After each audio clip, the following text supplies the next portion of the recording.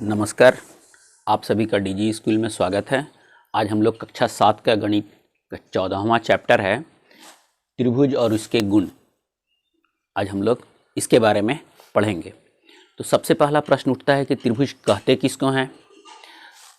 तो तीन रेखाओं से बनी एक बंद आकृति होगी, उसको हम लोग त्रिभुज बोलेंगे। जैसे हम लोग यहाँ पर देखते हैं,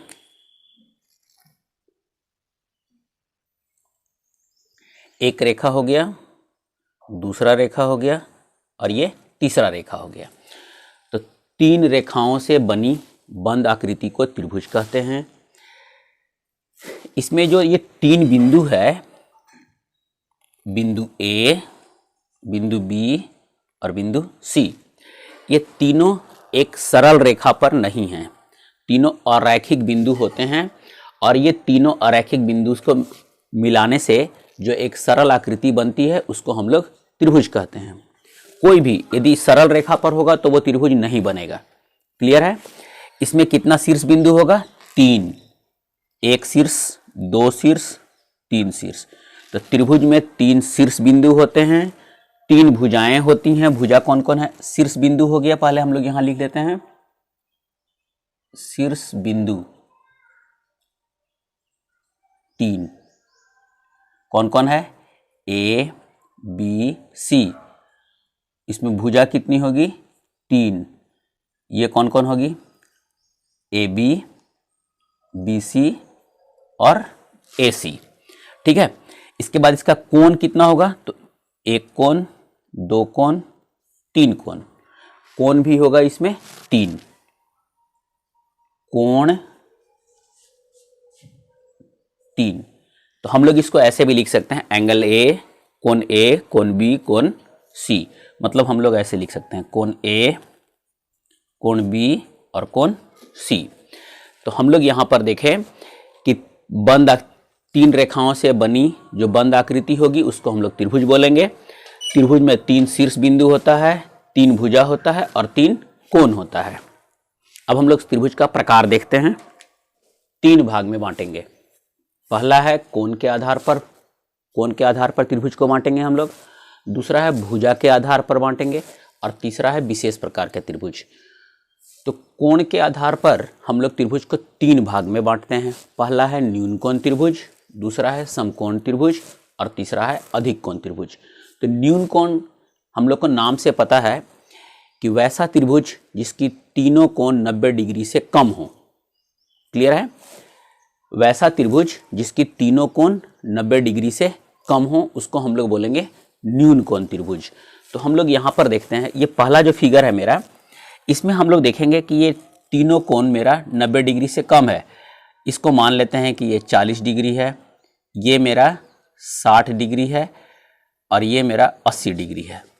क्लियर है? ये तो तीनों कोण 90 डिग्री से कम है, इसका मतलब कि ये न्यून कोण त्रिभुज कहेंगे। इस टाइप का जो भी त्रिभुज होगा जिसका तीनों कोण अलग अलग 90 डिग्री से कम होगा, हम लोग उसको बोलेंगे कि वो न्यून कोण त्रिभुज है।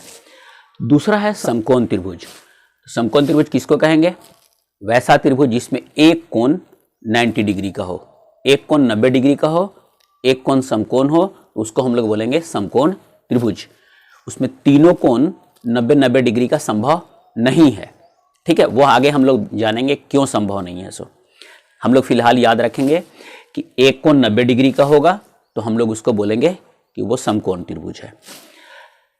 तीसरा है अधिक कोण त्रिभुज। तो वैसा त्रिभुज जिसमें एक कोण, सिर्फ एक कोण, वो 90 डिग्री से बड़ा होना चाहिए, तो उसको हम लोग बोलेंगे अधिक कोण त्रिभुज। जैसे हम लोग यहाँ पर देखते हैं कि ये मेरा एंगल जो है ये लगभग 120 डिग्री का है। ठीक है, बाकी दोनों कोण जो है देखिए वो छोटा छोटा हम लोग को दिख रहा है। तो हम लोग यदि मान लेते हैं 40 और इसको कर देते हैं 20। ठीक है, तो ये जो है हम लोग यहां पर देख लिए कि न्यून कोण त्रिभुज किसको बोलेंगे? जिसकी तीनों कोण 90 डिग्री से कम हो। समकोण त्रिभुज किसको बोलेंगे? जिसमें एक कोण 90 डिग्री हो। अधिक कोण त्रिभुज किसको बोलेंगे? जिसमें एक कोण 90 डिग्री से बड़ा हो, उसको हम लोग बोलेंगे कि वो अधिक कोण त्रिभुज है। अभी हम लोग यहाँ पे देखेंगे भुजा के आधार पर। ठीक है, हम लोग कोण के आधार पर अभी देख लिए हैं, भुजा के आधार पर। तो भुजा के आधार पर भी हम लोग त्रिभुज को 3 भाग में बांटेंगे। समबाहु, सम मतलब क्या होता है? बराबर, बाहु मतलब भुजा। तो वैसा त्रिभुज जिसकी तीनों भुजाएं आपस में बराबर हों उसको हम लोग बोलेंगे समबाहु त्रिभुज या इक्विलैटरल ट्रायंगल। क्लियर है? सम मतलब बराबर, बाहु मतलब भुजा, वैसे त्रिभुज जिसकी तीनों भुजाएं आपस में बराबर हों। इसका एग्जाम्पल हम लोग यहां पर देखेंगे। ए बी सी एक त्रिभुज है जिसमें ए बी बराबर 5 सेंटीमीटर, बी सी बराबर 5 सेंटीमीटर, ए सी बराबर 5 सेंटीमीटर। तो हम लोग देखें क्या कि ए बी बराबर बी सी बराबर ए सी, मतलब तीनों भुजा आपस में बराबर है। तो ऐसा त्रिभुज को क्या बोलेंगे हम लोग? समबाहु त्रिभुज।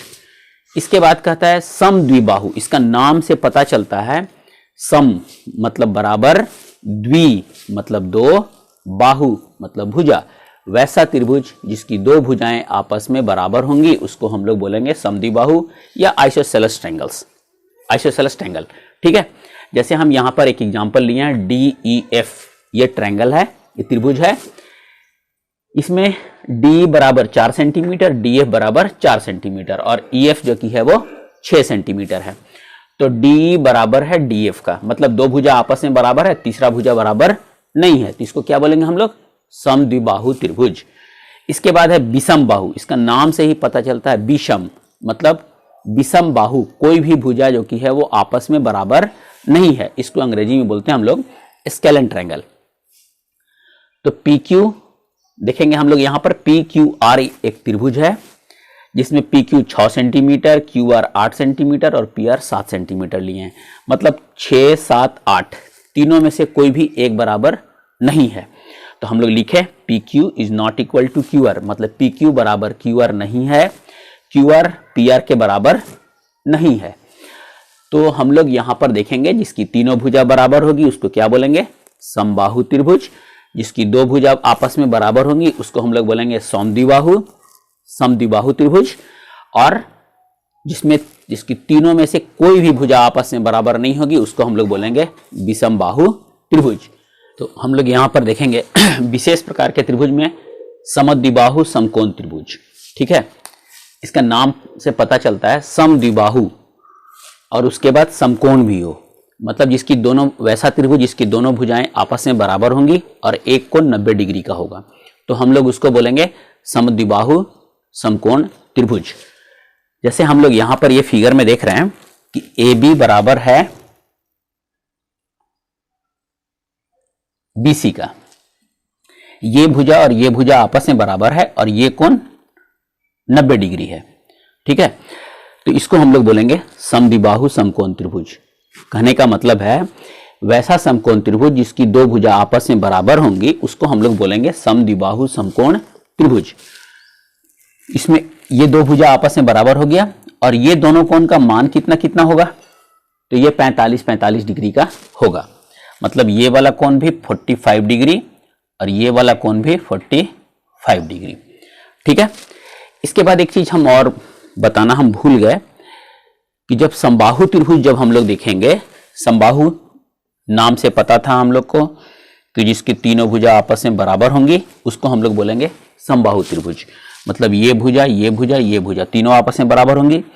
तो वैसी स्थिति में तीनों कोण इसका 60-60 डिग्री का होगा।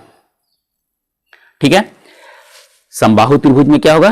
तीनों कोण अलग अलग 60-60 डिग्री का होगा।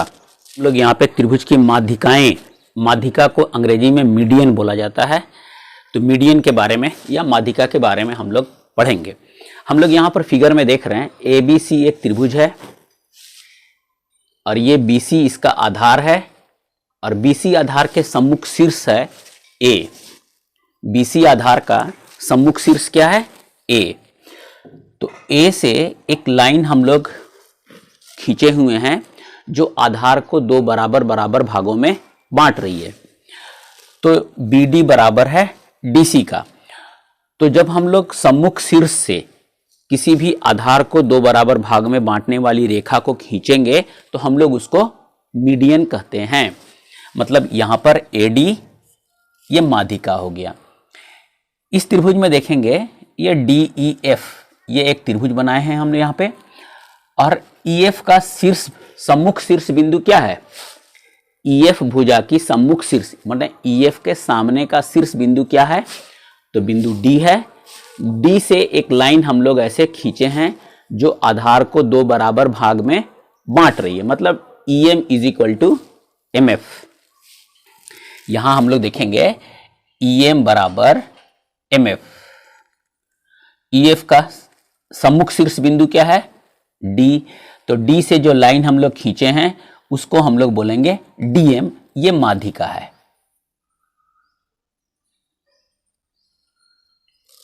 ये भी माध्यिका है। कहने का मतलब है कि किसी भी त्रिभुज में उसके आधार के सम्मुख शीर्ष से खींची गई रेखा जो आधार को समद्विभाजित करती है, समद्विभाजित का मतलब होता है दो बराबर भागों में बांटती है, उसको हम लोग मीडियन बोलते हैं, माध्यिका बोलते हैं। तो AD माध्यिका है जो आधार को समद्विभाजित करती है। क्लियर हो गया? तो किसी भी त्रिभुज में कितनी माध्यिका खींची जा सकती है? तो जितना शीर्ष बिंदु होगा उतना। त्रिभुज का कितना शीर्ष बिंदु होता है? 3। किसी भी त्रिभुज में शीर्ष बिंदु की संख्या होती है 3। तो A, B और C यही शीर्ष बिंदु है।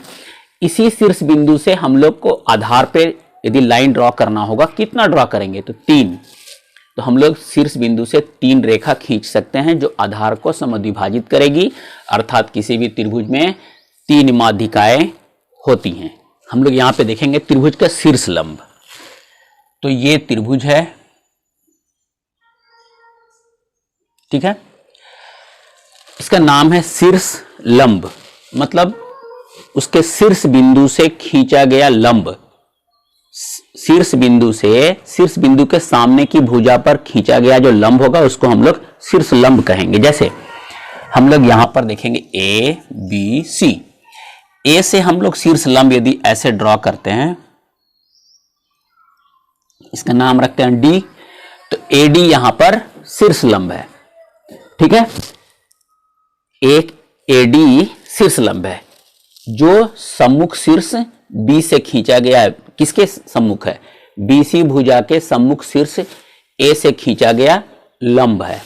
उसी तरीका से शीर्ष B से भी हम लोग AC रेखा पर, AC भुजा पर हम लोग लंब खींचेंगे। तो हम लोग ऐसे करके इसको हम लोग यहां पे ड्रॉ कर देंगे, खींचेंगे हम लोग। फिर C से जब करेंगे हम लोग, ठीक है, इसको हम लोग लिखते हैं ऐसे DEF। कहने का मतलब है कि किसी भी त्रिभुज में उसके सम्मुख शीर्ष से, उसके शीर्ष से कितने हम लोग लंब खींच सकते हैं? लंब का मतलब होता है 90 डिग्री। तो हम लोग यहां से 90 डिग्री का कोण बनाएंगे, ठीक है। इस पर से हम लोग ऐसे करके खींचे हैं जो 90 डिग्री है, इसको हम लोग शीर्ष लंब कहेंगे। शीर्ष लंब नाम क्यों पड़ा है? तो वो किसी भी भुजा पर, त्रिभुज की किसी भी भुजा पर सम्मुख शीर्ष से खींचा गया लंब, उसका नाम है शीर्ष लंब। शीर्ष लंब, तीनों का तीनों शीर्ष लंब एक ही बिंदु पर मिलते हैं। क्लियर है? तीनों शीर्ष लंब एक ही बिंदु पर मिलते हैं, जैसे हम यहां पे दिखाए हुए हैं, ठीक है। तो जो शीर्ष लंब होगा वो आधार से और शीर्ष की न्यूनतम दूरी को हम लोग बोलेंगे। आधार से और इसका जो सबसे कम दूरी होगा उसको हम लोग बोलेंगे, जैसे यदि मान लीजिए कि हम यदि यहाँ पे ऐसे ड्रॉ कर देते हैं और हम, तो ये दूरी सबसे बेसी होगा, ये दूरी सबसे ज़्यादा होगा, ये भी ज़्यादा होगा, लेकिन जैसे जैसे हम लोग यहाँ पे पहुँचेंगे ये दूरी कम होगा, फिर ऐसे ऐसे फिर दूरी बढ़ता जाएगा ये। तो ये वाला जो है इसको हम लोग बोलेंगे शीर्ष लंब, ठीक है, ये शीर्ष लंब हो गया। तो हम लोग यहाँ पर देख लिए कि त्रिभुज का शीर्ष लंब किसको बोलेंगे? शीर्ष बिंदु से खींचा गया लंब, मतलब 90 डिग्री का जो कोण बनाएंगे हम लोग उसको बोलेंगे शीर्ष लंब। क्लियर है ये? किसी भी त्रिभुज में कितने शीर्ष लंब खींचे जा सकते हैं? 3। माध्यिका कितनी होगी? 3। अब एक प्रश्न उठता है कि माध्यिका और शीर्ष लंब में क्या अंतर है? तो माध्यिका जो है आधार को दो बराबर भाग में बांटती है, लेकिन शीर्ष लंब सिर्फ और सिर्फ समबाहु त्रिभुज में ही शीर्षलंब और माध्यिका दोनों एक होगा। ठीक है, समबाहु त्रिभुज में शीर्षलंब और माध्यिका एक ही होगा। एक ही रेखा को हम लोग वहां माध्यिका भी कहेंगे और शीर्षलंब भी कहेंगे। क्लियर है? तो माध्यिका और शीर्षलंब में अंतर यही होता है कि माध्यिका आधार को दो बराबर भाग में बांटती है, लेकिन शीर्षलंब बराबर भाग में कोई जरूरी नहीं है कि वो बांटे ही। ठीक है, और माध्यिका का जो कोण बनेगा आधार के साथ में वो 90 डिग्री का हो सकता है कि नहीं बनेगा। ठीक है, लेकिन जब शीर्षलंब जो होगा वो आधार के साथ में यहां पर 90 डिग्री का कोण बनाएगा ही बनाएगा। क्लियर हो गया? हम लोग देख रहे हैं, लिखे हैं त्रिभुज के अंतः कोण। अंतः का मतलब होता है अंदर का कोण, और बाह्य कोण का मतलब होता है बाहर का कोण। तो हम लोग यहां पर देखते हैं, ये त्रिभुज है मेरा। ठीक है, ये जो कोण बन रहा है इसको हम लोग बोलेंगे अंतः कोण, ए बी सी, और इसको हम लोग ऐसे बाहर बढ़ा देंगे तो ये जो कोण बनेगा इसको हम लोग बोलेंगे बाह्य कोण। और ये वाला जो है ये हो गया मेरा अंतः कोण। क्लियर है? ये तीनों को हम लोग बोलेंगे ये अंतः कोण है और ये बाह्य कोण है। त्रिभुज के अंदर में जो कोण बनेगा उसको बोलेंगे अंतः कोण, और जो बाहर बनेगा उसको बोलेंगे बाह्य कोण। अब हम लोग यहां पर थोड़ा सा देखते हैं कि इस फिगर में, यही फिगर था ना, ए बी सी और ये डी, तो अंतः कोण और बाह्य कोण में क्या रिलेशन होता है उसके बारे में हम लोग यहां पर देखते हैं। तो हम लोग इसको लिखते हैं, ये है बाह्य कोण ACD, कोण ACD, ये बराबर होता है इसके त्रिभुज के अंदर का जो कोण है अंतः कोण है, तो अभिमुख अंतः कोणों के योग के बराबर होता है। अभिमुख अंतः कोण के योग के बराबर होता है कौन? बहिष्कोण या बाह्य कोण। तो एंगल ACD, इसके अंदर का अभिमुख अंतः कोण कौन कौन सा है? ये वाला और ये वाला। ठीक है, तो हम लोग इसको लिखेंगे angle BAC plus angle ABC। यही रिलेशन है इसका। ठीक है, कहने का मतलब है कि ये कोण ACD, इसके ये और ये इसका अभिमुख अंतः कोण कहा जाता है। ये और ये अभिमुख अंतः कोण है, ये दोनों कोण के जोड़ के बराबर होगा ये वाला कोण। क्लियर है? इसका सम इसके बराबर होगा। तो हम लोग यहां पर देखें कि किसी भी त्रिभुज का बाह्य कोण जो है वो अभिमुख अंतः कोणों के योग के बराबर होता है। जैसे यदि हम मान लेते हैं कि ये 30 डिग्री है और ये 40 डिग्री है, तो ये कितना होना चाहिए? तो ये 70 डिग्री हो। ये हम माने हैं कि ये 30 डिग्री है, ये 40 डिग्री है, तो इसका जोड़ कितना होना चाहिए? 70 डिग्री होना चाहिए। हम लोग एक्सरसाइज 14.1 प्रश्नावली 14.1 का पहला क्वेश्चन को सॉल्व करते हैं। पहला का पहला फिगर को कहता है दी गई आकृतियों में बाह्य कोण x का मान ज्ञात करें। तो अभी हम लोग इसका जो प्रॉपर्टी जो था अंतः कोण और बाह्य कोण का जो संबंध था उसमें हम लोग देखे थे क्या कि किसी भी त्रिभुज के बाह्य कोण बराबर अभिमुख अंतः कोणों के योगफल के बराबर होता है। बाह्य कोण अभिमुख अंतः कोणों के योगफल के बराबर होता है। तो ये मेरा दिया हुआ है, ये बाह्य कोण है x, इसके अंदर का जो कोण होगा, ठीक है, इसके जो अंदर का, इस त्रिभुज के अंदर का जो कोण होगा, तो ये वाला कोण को छोड़ करके ये जो कोण मेरा बन रहा है इस कोण को छोड़ेंगे और ये दोनों कोण के जोड़ के बराबर होता है। तो हम लोग x बराबर क्या लिखेंगे? 50 प्लस 50 बराबर 100 डिग्री। बस इतना सा ही काम हम लोग को करना है। दी गई आकृतियों में अंतः कोण x का मान ज्ञात करना है। यहाँ ये फिगर दिया हुआ है, हम लोग देखेंगे एक कोण यहाँ बहिष्कोण बनाया है, एक कोण यहाँ बहिष्कोण बनाया है फिगर में, और एक अंदर का कोण दिया हुआ है 70 डिग्री, इसका मान दिया हुआ है x, और ये बाहर का कोण दिया हुआ है बाह्य कोण 115 डिग्री। तो हम लोग क्या जानते हैं, 115 डिग्री बराबर ये किसका होगा, इसके अंदर का ये वाला कोण को छोड़ेंगे और ये दोनों कोण के जोड़ के बराबर होता है। तो x जोड़ 70 डिग्री ये लिखेंगे हम लोग। अब हम लोग को x का मान निकालना है, तो हम लोग यहाँ पे क्या करेंगे, x बराबर ये 70 को इधर ले जाएंगे तो क्या हो जाएगा, 115 घटाओ 70 बराबर 5, 11 माइनस 7 4 45 डिग्री। ठीक है, इस तरह से आप लोग बाकी क्वेश्चन को भी सॉल्व कीजिएगा। क्वेश्चन नंबर 3, 4, 5 ये कहता है हाँ और नहीं में उत्तर देना है, गलत है या सही बताना है और ये रिक्त स्थान की पूर्ति करना है। तो ये आप लोग अपने से कीजिएगा। हम पहला और दूसरा का एक एक क्वेश्चन को सॉल्व कर दिए हैं। यदि ये नहीं बनता है तो आप कमेंट बॉक्स में लिखिएगा, हम उसको भी बना करके आपको देने का कष्ट करेंगे।